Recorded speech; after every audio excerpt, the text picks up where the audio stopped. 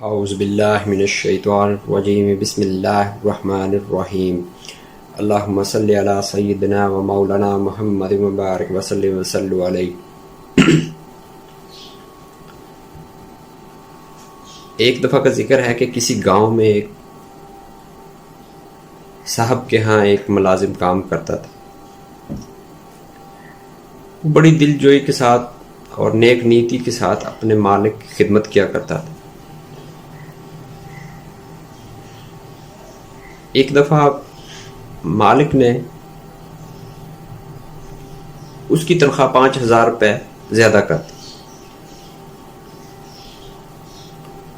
وہ جو ملازم تھا وہ اپنی عادت کے مطابق تسلسل کے ساتھ جیسے ہی اس کی عادت تھی خدمت کرنے کی وہ ویسے ہی کرتا رہا، لیکن اس نے مالک کا کوئی شکریہ ادا نہیں کیا، کوئی مالک کی تعریف نہیں کی کہ بہت مہربانی آپ۔ دن گزرتے گئے، مالک اسی سوچ میں تھا کہ میرا ملازم میری خوشامد کرے گا، یہ شکریہ بولے گا۔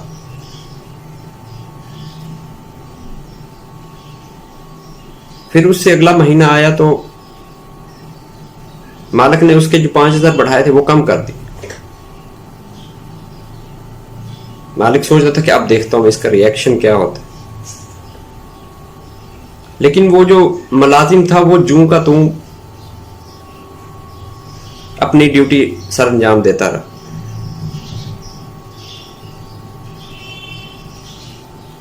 مالک کو اور غصہ آیا کہ نہ اس نے پہلے میری خوشامد کی ہے، میری تعریف کی ہے کہ، اور نہ اس نے ابھی کوئی ری ایکشن دیا۔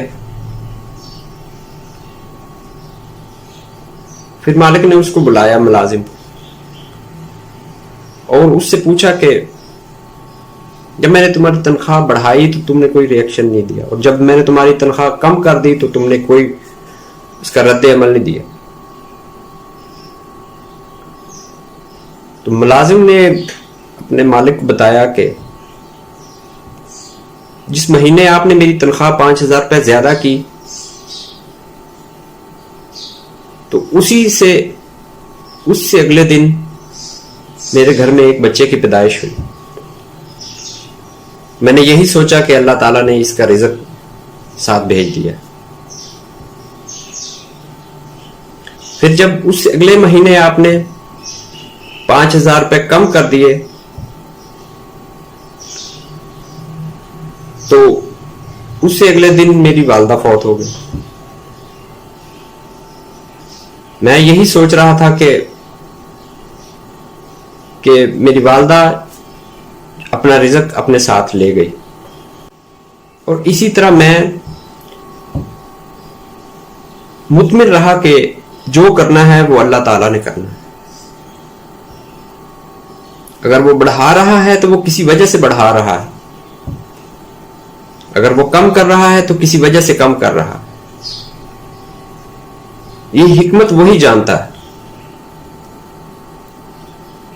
ہم اپنے آپ کو دھوکہ دینے کے لیے کسی نہ کسی کے رازق بن جاتے، اس کو میری وجہ سے روزی روٹی کا سلسلہ چل رہا ہے۔ جب تک ہم یہ اپنی سوچ نہیں بدلیں گے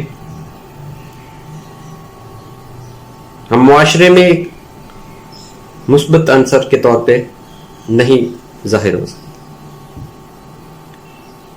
لہذا ہمیں کوشش کرنی ہے کہ رازق نہ بنے، ہم یہی سوچیں کہ اس کے دیے میں سے ہم کچھ دے رہے۔ اللہ تعالیٰ کے حضور دعا ہے کہ ہمارے لیے اللہ تعالیٰ آسانیاں فرمائے، ہدایت نصیب فرمائے، اور دوسروں کے لیے آسانیاں تقسیم کرنے کی توفیق عطا فرمائے۔ وما علینا الا البلاغ۔